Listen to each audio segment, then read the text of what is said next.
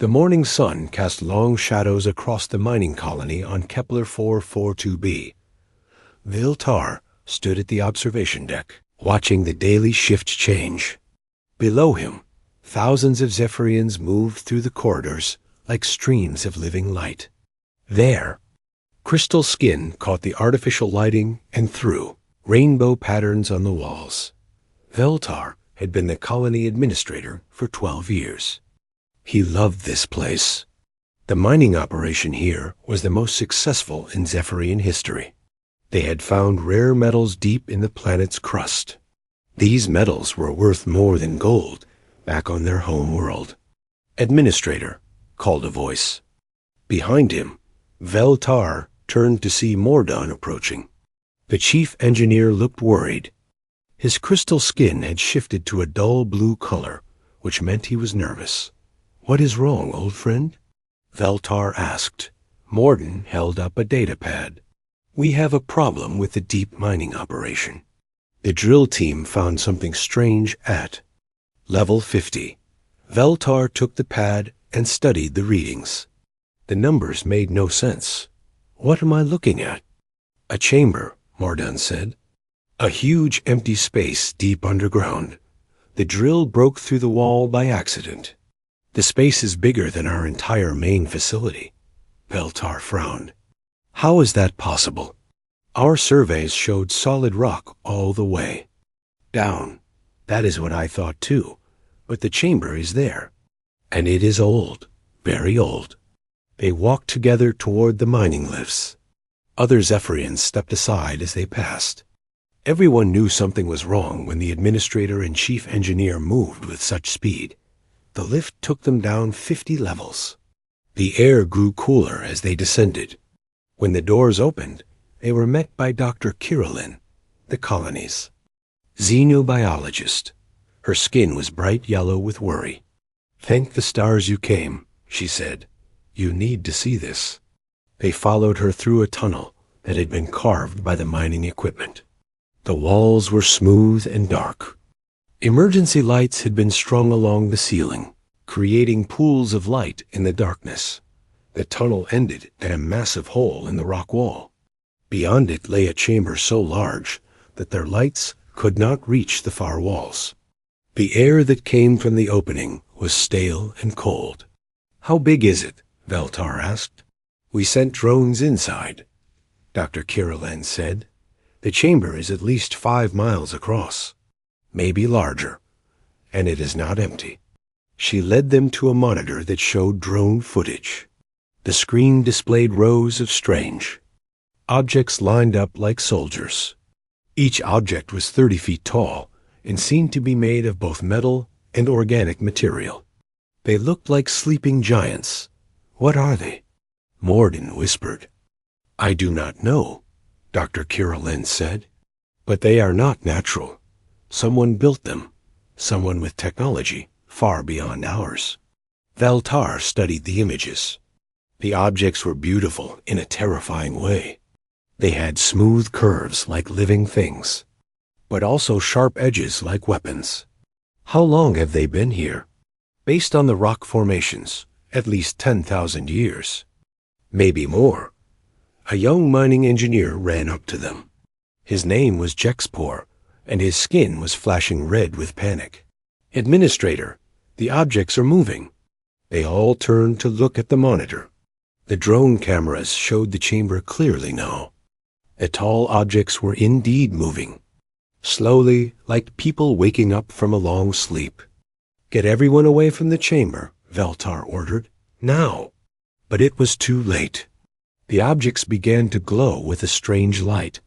The glow spread through the chamber like fire. Then came a sound that made every Zephyrian freeze with terror. It was not quite a roar, and not quite a scream. It was something worse. The first object stepped forward. In the drone footage, they could see it clearly now. It had 4 arms, each ending in weapons that looked like they could tear through steel. Its head was covered in sensors that glowed red.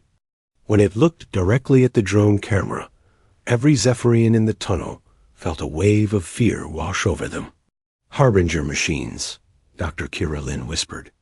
"I have read about them in the ancient texts. They were supposed to be myths." More objects began to move, dozens of them, and hundreds. The chamber filled with the glow of awakening machines. "We need to evacuate the colony," Veltar said. "Right now." They ran back through the tunnel. Behind them, the sound of metal footsteps echoed from the chamber. The machines were following them. When they reached the surface, chaos had already begun. The machines had found other ways out of the chamber. They were emerging from mining shafts all over the colony. Each one was huge and terrible, and they moved with purpose. The colony's defense systems tried to stop them. Energy weapons fired at the machines, but the beams passed through them like they were not there. The machines seemed to exist in two places at once, partly in the real world and partly somewhere else. Dr. Kirillin reached the communication center and began sending a distress signal to the Galactic Peacekeeping Alliance. Her fingers shook as she typed the message. "This is Kepler 442b mining colony. We are under attack by unknown hostile forces. Repeat, we are under attack. We need immediate evacuation assistance. The enemy has superior technology. We cannot fight them. Please send help." The message went out into space at the speed of light. Dr. Kirillin could only hope someone would receive it in time. Around them, the colony burned. The Harbinger machines moved through the streets like a plague. They did not just destroy buildings. They took them apart piece by piece, studying everything they found. Veltar gathered the survivors in the underground tunnels. Morden worked to seal the entrances. But they all knew it was only a matter of time before the machines found them. "How many people made it to the tunnels?" Veltar asked. 3,000, Morden replied. "Maybe less. Out of 50,000 colonists, only 3,000 remained. The machines had been very efficient in their work, not far above them. The distress signal traveled through space, carrying with it the hope of an entire species. The message would reach the Alliance in 3 days. The question was whether anyone would be left alive to rescue by then. The Harbinger machines had awakened after 10,000 years of sleep, and they were very, very hungry. The Alliance headquarters on Centauri Prime was always busy, but today felt different. Coordinator Thexmol stood in the main command center, watching as reports came in from across the galaxy. His 4 arms moved quickly across multiple control panels, processing information that would have overwhelmed most species. The distress signal from Kepler 442b had arrived 3 hours ago. Thexmol had read it 5 times, and each time it made him more worried. The Zephyrians were peaceful miners. They had no enemies. What could possibly attack them? "Sir," called his assistant, a young Centaurian named Plexon. "I have the analysis of the distress signal." Thexmol took the data pad and studied the readings. The energy signatures from the Zephyrian colony were unlike anything in the Alliance database. But there was something familiar about them, something that made his blood run cold. "Run a deep search through the historical archives," he ordered. "Search for energy patterns matching these readings." Plexon worked at his console for several minutes. Then his face went pale. "Sir, the computer found a match. The energy signatures match historical records of Harbinger machine activity." Thexmol felt his heart skip a beat. The Harbinger machines were supposed to be extinct. They had terrorized the galaxy 10,000 years ago, destroying entire civilizations before mysteriously disappearing. Most species now consider them to be legends. "Are you certain?" he asked. "The match is 97% accurate," Plexon replied. "Sir, if the Harbinger machines have returned, we need to evacuate the entire sector." Thexmol activated the emergency council channel. Within minutes, representatives from 12 species appeared on the communication screens. Each face showed the same expression of fear when he explained the situation. "We have no military assets capable of fighting Harbinger machines," said the Andromedan representative. "Our best warships would be useless against their technology." The Regellian council member nodded in agreement. "The historical records are clear. No species has ever successfully fought the Harbinger machines in open combat. Vexmal considered their options. The Alliance military was designed for peacekeeping, not warfare against an enemy that could manipulate space and time. They needed help, but where could they find it? "What about the new member species?" asked the Centauran representative. "The humans?" Several council members made dismissive sounds. The humans had joined the Alliance only 2 years ago. They were considered primitive by galactic standards. Their technology was crude, and their military tactics were basic. "They might be useful for evacuation work," Vexmal said slowly. "Their ships are sturdy, and they have experience with rescue operations." The decision was made quickly. The Alliance would contact Earth and request humanitarian assistance. They would ask for evacuation ships and medical support. There was no need to mention the true nature of the threat. The humans would panic if they knew about the Harbinger machines. On Earth, Admiral Jake Morrison was enjoying his morning coffee when the emergency alert came through. The message from the Alliance was marked as urgent, but the contents seemed routine. A mining colony needed evacuation due to hostile activity. Morrison was a career military officer who had served in 3 colonial wars. He had seen evacuation missions before. Usually, they involved natural disasters or civil unrest. This request seemed no different. He called his staff together in the war room. The holographic display showed the location of Kepler 442b and the surrounding star systems. The colony was far from Earth, but well within the range of their faster-than-light ships. "The Alliance is requesting humanitarian assistance," Morrison explained to his officers. "A mining colony with 50,000 civilians needs evacuation. We are to provide rescue ships and medical support." Captain Lisa Martinez stepped forward. She was one of Morrison's best officers, with experience in both military and civilian rescue operations. "What kind of hostile activity are we dealing with, sir?" Morrison checked the Alliance message again. "The report mentions unknown hostile forces with superior technology. Probably raiders or pirates. Nothing our escort ships cannot handle." He assigned Martinez to lead the mission. Her ship, the Hughes Valkyrie, was classified as a light cruiser, but was actually one of the most powerful vessels in the human fleet. Morrison believed in being prepared for any situation. The rescue fleet was assembled within 12 hours. Besides the Valkyrie, there were 5 destroyer-class ships, 4 cargo vessels for refugees, and 2 medical ships. The total crew was over 3,000 people. Captain Martinez stood on the bridge of the Valkyrie as the fleet prepared for departure. Her first officer, Commander Ryan Foster, was running final systems checks. The crew was excited about their first major Alliance mission. "All ships report ready for jump," Foster announced. Martinez nodded. "Take us out." The human fleet disappeared into hyperspace, beginning their 3-week journey to Kepler 442b. They expected to find frightened civilians and maybe some hostile raiders. They had no idea they were heading toward an enemy that had destroyed entire civilizations. Back on Kepler 442b, the situation was getting worse. The Harbinger machines had taken control of the surface and were systematically converting the colonies. Resources. They worked with terrible efficiency, turning everything they found into materials for building more machines. Dr. Kira Lin watched from the underground tunnels as the machines processed the colony's main power plant. They took it apart, piece by piece, studying each component before adding it to their growing collection of resources. "They are learning," she told Veltar. "Each machine they build is better than the last. They are adapting to our technology."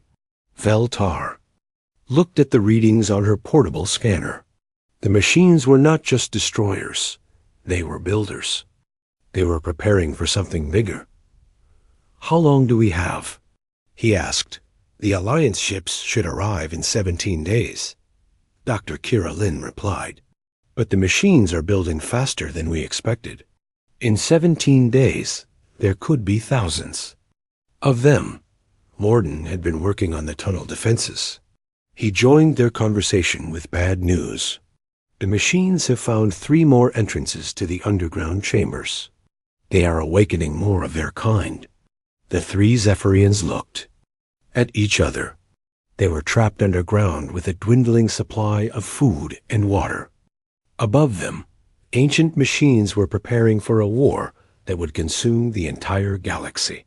"We need to warn the Alliance," Veltar said. "They need to know what they are really dealing with." Dr. Kirillin shook her head. "The machines are jamming all communications. Nothing gets through." They were alone, waiting for help that might never come. The survivors huddled in the dark tunnels, listening to the sound of metal footsteps overhead. The Harbinger machines were patient. They had waited 10,000 years. They could wait a little longer. Meanwhile, the human fleet continued its journey through hyperspace. Captain Martinez reviewed the mission briefings and prepared her crew for what she believed would be a standard rescue operation. The Alliance had provided detailed maps of the colony and lists of evacuation priorities. Commander Foster was organizing the logistics of moving 50,000 refugees when the communication officer interrupted him. "Sir, we are receiving a weak signal from the target system. It is badly damaged, but it appears to be from the colony." Foster listened to the broken transmission. Between the static and interference, he could make out only fragments of words. Ancient machines and thousands of them, and superior technology. He decided not to worry the captain with partial information. Probably just garbled reports from panicked civilians. The rescue fleet continued toward its destination, unaware that they were flying into a trap that had been set 10,000 years ago. The countdown to contact had begun. In 2 more weeks, the human fleet would arrive at Kepler 442b. They would expect to find frightened miners and hostile raiders. Instead, they would find something that had once terrorized the entire galaxy. The Harbinger machines were ready for them. The human fleet dropped out of hyperspace at the edge of the Kepler 442 system. Captain Martinez stood on the bridge of the Valkyrie, expecting to see the routine signs of a mining colony in distress. Instead, her sensors showed something that made her blood freeze. "Captain," called Lieutenant Commander Pete Johnson from the tactical station, "I am reading massive energy signatures from the planet. This does not look like a raider attack." Martinez moved to the sensor display. The readings showed patterns of destruction across the entire surface of Kepler 442b. Entire cities had been reduced to basic materials. The planet looked like it had been taken apart by a giant machine. "Commander Foster, launch reconnaissance." "Drones," she ordered. "I want to know what we are dealing with." Foster sent 6 drones toward the planet. The small robotic scouts transmitted their findings back to the fleet. What they showed made the entire bridge crew go silent. The drones captured images of massive machines moving across the planet's surface. Each machine was 30 feet tall and seemed to be made of both metal and living tissue. They moved in perfect coordination, working together to build something enormous. "How many of them are there?" Martinez asked. Johnson studied the readings. "At least 300 on the surface. Maybe more underground." Dr. Susan Blake, the chief medical officer, was called to the bridge to analyze the biological aspects of the machines. She studied the drone footage with growing horror. "These things are not just machines," she said. "They are using organic components. Look at this." She pointed to a section of the video where the machines were processing what looked like debris from the colony. But as they watched, They realized the debris included bodies of the colonists. The machines were incorporating biological material into their construction. They are using the colonists as building materials, Blake said quietly. Each person they kill becomes part of their reproduction process. Martinez felt sick. This was not a rescue mission anymore. This was something far worse. Can we establish communication with any survivors? She asked. The communication officer worked at his console for several minutes. Finally, he managed to connect with a weak signal from underground. The voice that came through was filled with desperation. This is Chief Engineer Morden of the Zephyrian mining colony. Please, if anyone can hear this, we need immediate evacuation. The machines are everywhere. Martinez activated the communication system. This is Captain Martinez of the human fleet. We received your distress call. What is your situation? The relief in Morden's voice was clear. Captain, thank the stars you came. We are trapped in the underground tunnels. There are about 2,000 of us left. The machines killed everyone else. What kind of machines are we dealing with? Martinez asked. Harbinger machines, Morden replied. They are from the ancient civilization that once destroyed entire star systems. They have been sleeping under our colony for 10,000 years. We woke them up by accident. Martinez looked at her officers. None of them had heard of Harbinger machines, but the name sounded ominous. Are they vulnerable to conventional weapons? She asked. No, Morden said. They can phase through most attacks. They manipulate space and time. No species has ever defeated them in battle.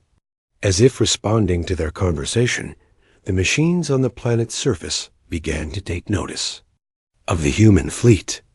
Several of them turned their attention skyward and began charging weapons that defied physics. The first attack came without warning. A beam of twisted light struck the destroyer U.S. Ranger. The beam passed through the ship's shields like they were not there.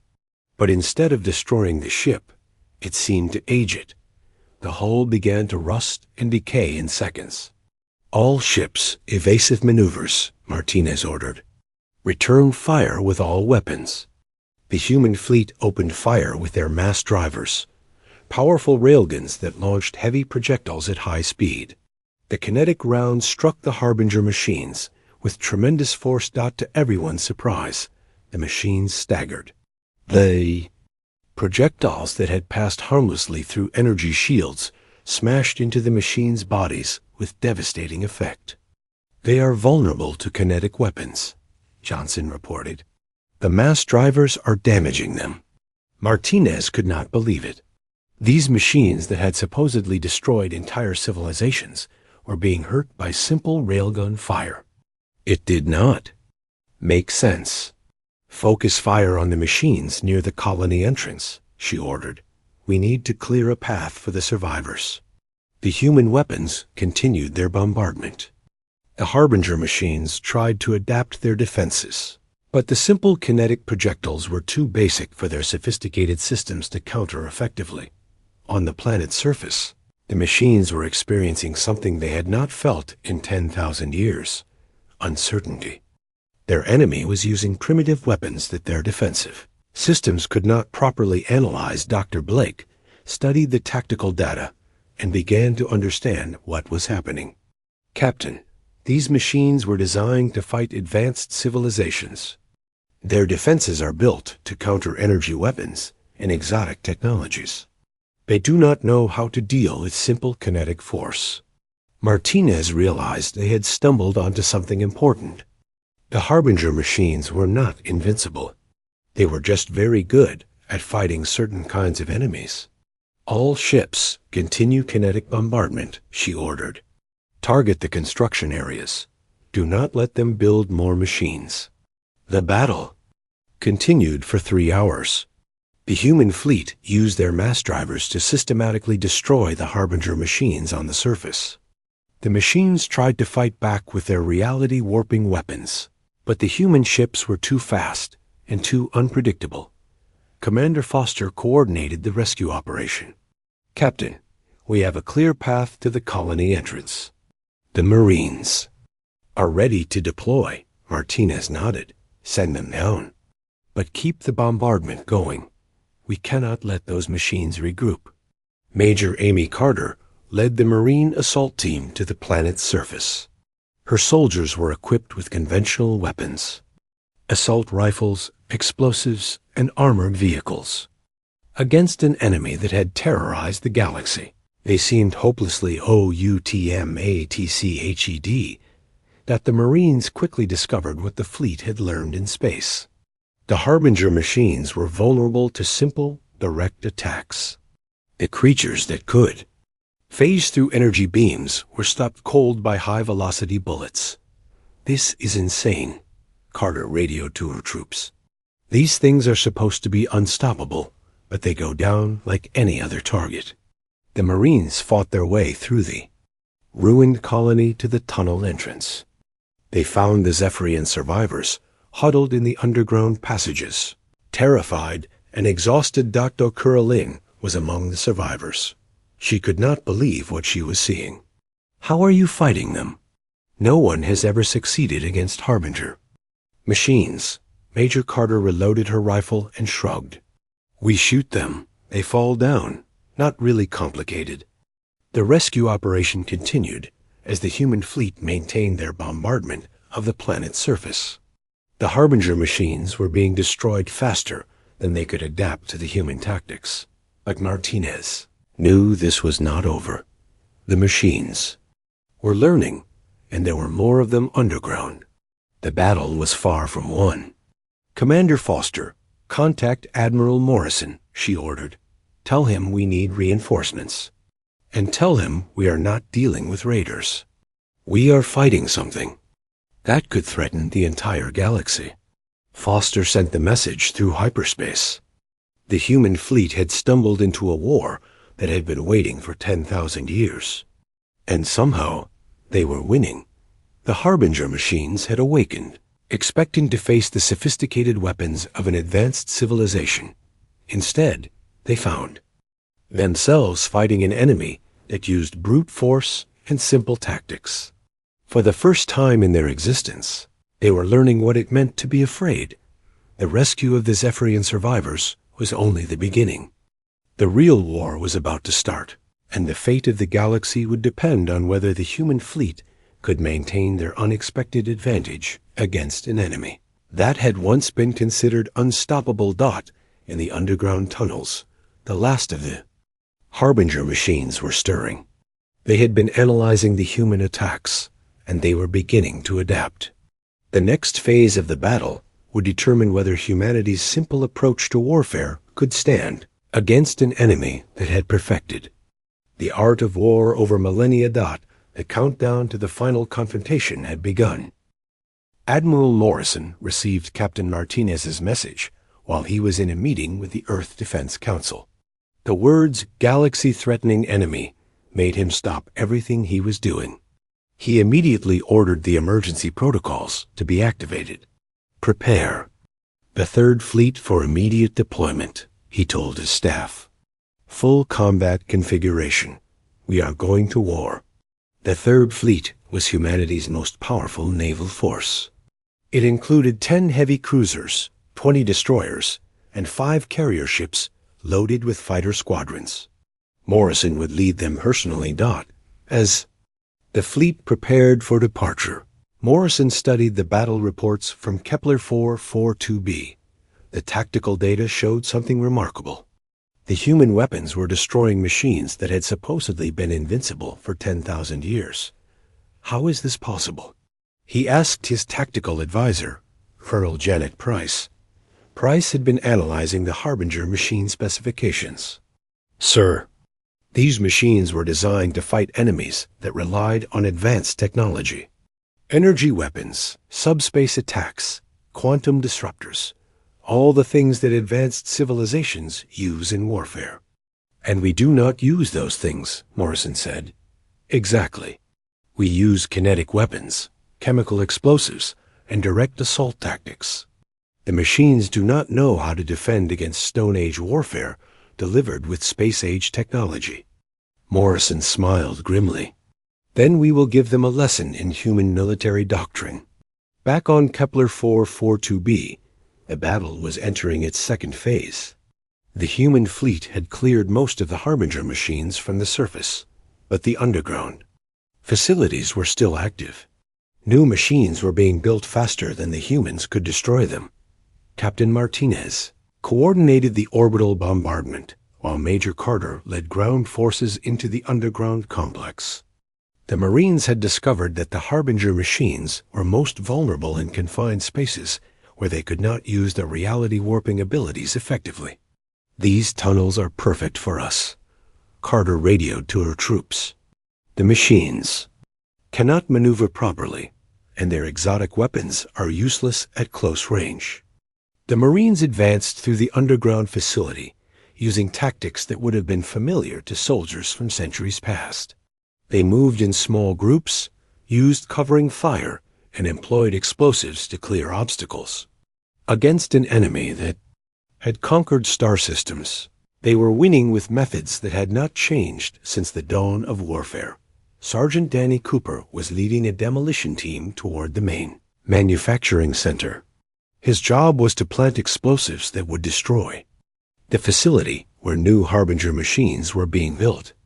This is like fighting robots with rocks, Cooper muttered as he placed charges on a massive machine that was building more of its kind. Dr. Blake, who was monitoring the biological aspects of the battle, made a disturbing discovery. Captain, the machines are starting to adapt. They are modifying their bodies to better resist kinetic weapons. Martinez could see the evidence in the latest battle reports. The newer machines were taking more hits to destroy, and their armor was becoming thicker. How long do we have before they adapt completely? She asked. Based on their learning rate, maybe 6 hours, Blake replied. After that, our weapons will be much less effective. Martinez realized they were in a race against time. The humans had to destroy the Harbinger machines before the machines figured out how to fight back effectively. All ships increase bombardment rate, she ordered. Hit everything that moves. The human fleet unleashed everything they had. Mass drivers fired continuously, sending streams of kinetic projectiles toward the planet's surface. The sky above Kepler 442b was filled with streaking metal that fell like deadly rain. Underground, the Marines were fighting their way deeper into the facility. The Harbinger machines were putting up stronger resistance now, but they were still vulnerable to direct assault. Dr. Kirillin, who had been rescued from the tunnels, was working with the human scientists to understand the enemy better. The machines are not just weapons, she explained. They are a form of artificial life. They can think and learn, but they are also bound by their programming. What kind of programming? Blake asked. They are designed to conquer advanced civilizations. Their entire existence is based on defeating enemies that use sophisticated technology. But humans fight differently than any species they have encountered. The battle reports supported her theory. The Harbinger machines were making tactical errors because they could not understand human military doctrine. They expected complex strategies and advanced weapons. Instead, they faced simple, overwhelming force. Captain Phillips, commanding the destroyer UE's Ranger, was leading a close support mission over the underground facility. His ship was firing directly into the tunnel entrances, collapsing sections of the complex. This is insane, Phillips radioed to the fleet. We are fighting a 10,000-year-old enemy with 20th century tactics, and we are winning. The turning point came when Sergeant Cooper reached the main manufacturing center. The facility was enormous, filled with machines that were building. New Harbinger constructs at an alarming rate. Cooper looked at the central control system and made a decision that would change the course of the battle. Instead of just destroying the machinery, he decided to overload the power core that fed the entire facility. This is Cooper. He radioed to Major Carter. "I am going to blow the main power core. It should take out the entire manufacturing complex. How big an explosion are we talking about?" Carter asked. Cooper studied the power readings. "Big enough to feel on the surface. Get everyone out of the tunnels." The Marines began their retreat as Cooper set the charges. The Harbinger machines seemed to sense what was happening and began converging on his position. But Cooper was a demolition expert who had served in 3 colonial wars. He knew how to work under pressure. The explosion, when it came, was visible from orbit. The entire underground facility collapsed in on itself, taking hundreds of Harbinger machines with it. The manufacturing complex that had been building new enemies was gone. "Cooper, report," Carter called into her radio. There was no answer. Sergeant Cooper had sacrificed himself to destroy the heart of the enemy operation. The effect was immediate. Without the manufacturing facility, the Harbinger machines could not replace their losses. The remaining machines on the planet's surface began to shut down as their supporting infrastructure was destroyed. Admiral Morrison's reinforcement fleet arrived just as the battle was ending. The Third Fleet dropped out of hyperspace to find the human forces in complete control of the system. "Captain Martinez, this is Admiral Morrison. Report on the situation." Martinez looked at the tactical displays. The planet's surface was clear of active Harbinger machines. The underground facilities were destroyed. The ancient enemy that had terrorized the galaxy was defeated. "Sir, the threat has been eliminated. The Harbinger machines are destroyed." Morrison could hardly believe it. "All of them?" "Yes, sir. The enemy has been completely eliminated from this system." Dr. Blake was already analyzing the wreckage to understand how the victory had been possible. Her findings would reshape humanity's understanding of warfare and their place in the galaxy. The Harbinger machines were designed to fight enemies that had moved beyond simple kinetic weapons. She explained to the fleet commanders. They were unprepared for our approach to warfare. We defeated them with tactics that their creators never considered. The rescued Zephyrian survivors were amazed by what they had witnessed. Chief Engineer Mordoon spoke for all of them when he told Captain Martinez, "No species has ever defeated the Harbinger machines. Your people have done something that was thought to be impossible." But Martinez was not celebrating yet. "How do we know there are not more of them out there?" Dr. Kirillin had been studying the historical records. The machines were built to conquer specific regions of space. This was probably an isolated group, but there could be others sleeping in different systems. The implications were clear. Humanity had proved that the Harbinger machines could be defeated, but the galaxy was not necessarily safe. There might be more of these ancient enemies waiting to be awakened. Admiral Morrison made the decision that would define humanity's future. Role in the galaxy. We will remain on alert. If more Harbinger machines are discovered, we will be ready to deal with them. The human fleet had won the battle, but the war for galactic security was just beginning. They had shown that sometimes the simplest solutions were the most effective, and that advanced technology was not always superior to basic tactics applied with overwhelming force. The legend of the human fleet that had defeated the invincible enemy was already spreading through the galaxy. Other species would soon learn that humanity's approach to warfare was unlike anything they had ever encountered. The cleanup operations on Kepler 442b took 3 days.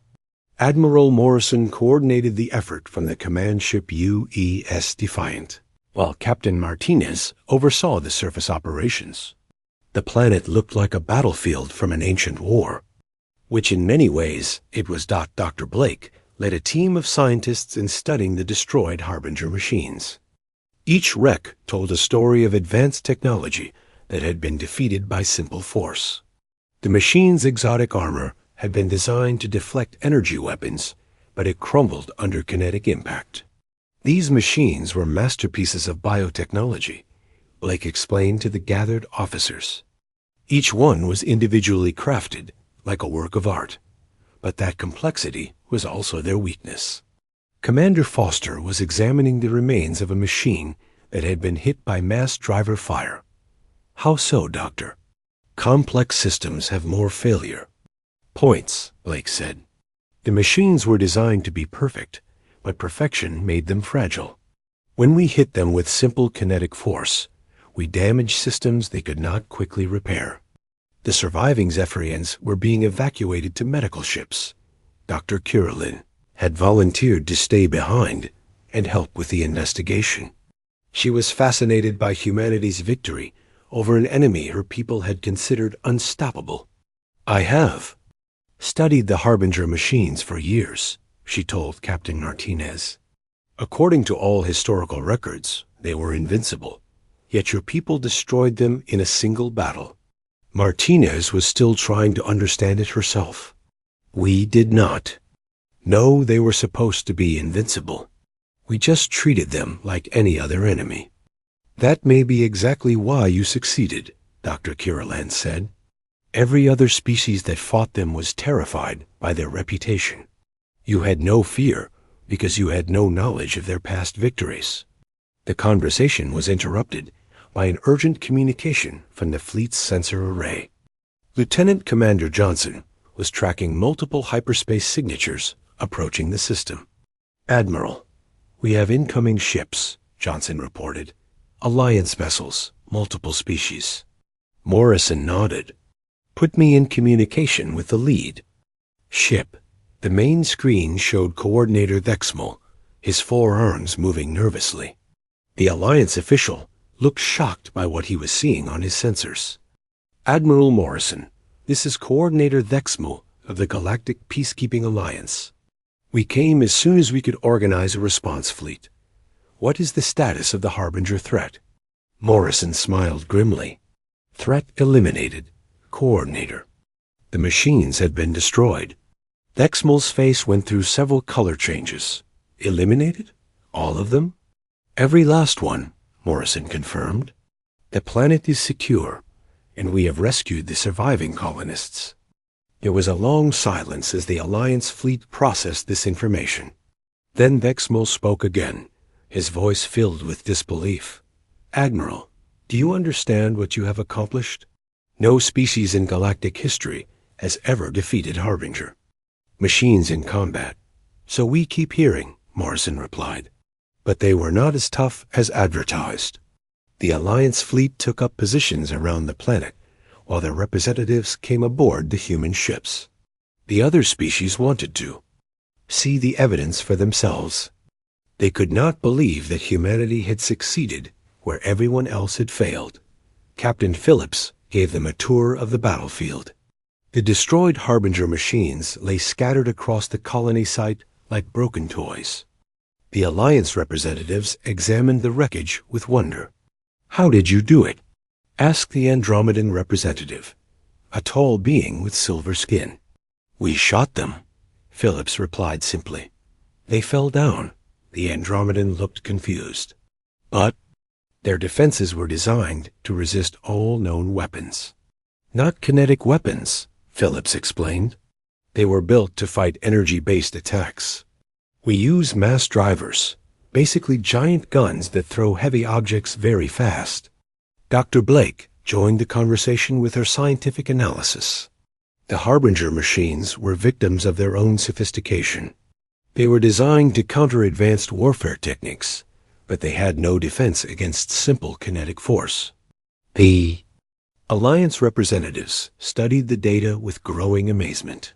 The humans had won by using tactics that were considered primitive by galactic standards. Your species approaches warfare differently than any other, observed the Rigelian Council member. Most civilizations abandon kinetic weapons when they develop energy technology. We kept both, Morrison said. We believe in having options. The rescue of the Zephyrian survivors was completed successfully. Chief Engineer Mordon personally thanked every human officer he met. The gratitude of his people was overwhelming. You saved us from certain death, Mordon told Captain Martinez. We will never forget what humanity did for us. But there were larger implications to consider. The Alliance had misled the humans about the nature of the threat. They had asked for humanitarian aid when they should have warned about the danger. "We owe you an apology," Bexmal said to Admiral Morrison. "We did not tell you the full truth about the situation." Morrison nodded. "We figured that out. The question is why." "We were afraid," Bexmal admitted. "The Alliance has no military force capable of fighting Harbinger machines. We hoped you could evacuate the colonists before the machines spread to other systems. And if we had failed, then the Alliance would have been forced to quarantine the entire sector. We would have abandoned billions of people to save the rest of the galaxy." The confession created tension between the humans and the Alliance. Morrison realized that his species had been used as expendable troops, but the mission had succeeded beyond anyone's expectations. "What happens now?" Morrison asked. "Now, everything changes," Bexmal said. "You have proven that the Harbinger machines can be defeated.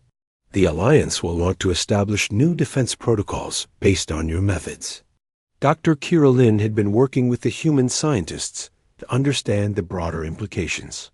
"There may be more Harbinger machines sleeping in other systems," she warned. "This victory proves they can be beaten, but it also means someone needs to be ready to fight them." The Alliance representatives looked at each other and then at Admiral Morrison. The message was clear. They wanted humanity to take responsibility for defending the galaxy against future Harbinger threats. "We are willing to help," Morrison said, "but we want full Alliance membership for Earth, and we want honest communication about future threats." The negotiations continued for several days.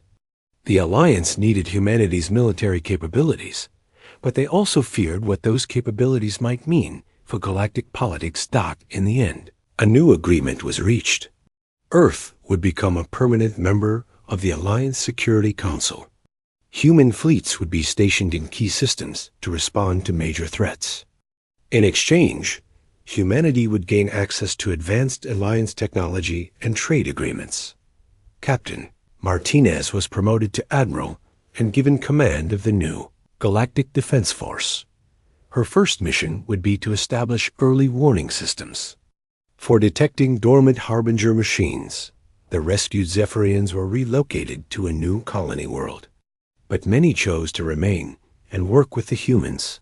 Dr. Kira Lin became the first alien member of the human research team, studying ways to detect and counter ancient threats. The Battle of Kepler 442b became known throughout the galaxy as the day humanity announced its arrival as a major power. The species that had been considered primitive had defeated an enemy that had terrorized countless civilizations, but the victory came with responsibilities. Other species began to look to humanity for protection against threats they could not handle themselves. The humans found themselves becoming the galaxy's military force, the ones others called when conventional solutions failed. "We came to rescue miners," Captain Martinez said as she looked at her new admiral's insignia. "Instead, we became the protectors of the galaxy."